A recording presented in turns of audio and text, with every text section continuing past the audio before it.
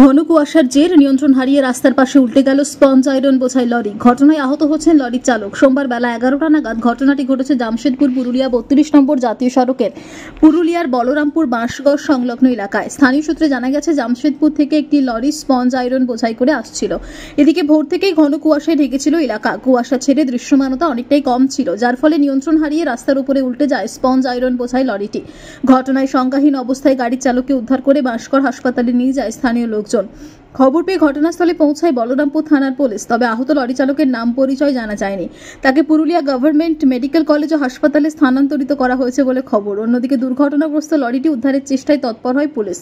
মানে আঁকাবাঁকা আসতেছিল, তারপরে কোনো নেশা পানি হয়তো খাই হবে, সেই হিসাবে যদি পাল্টি হয়ে হবে। কখন ঘটনাটা ঘটলো? এই মাত্র 10 মিনিট আগে। কীভাবে ঘটলো তো?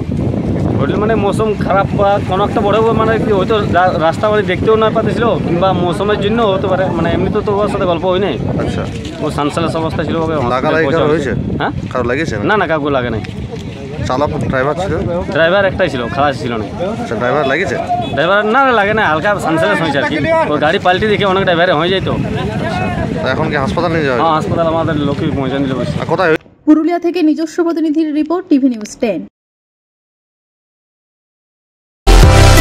সুলভের সঠিক চিকিৎসার একমাত্র প্রতিষ্ঠান বিবেকানন্দ হসপিটাল। 24 ঘন্টা emergency service, blood bank, trauma care.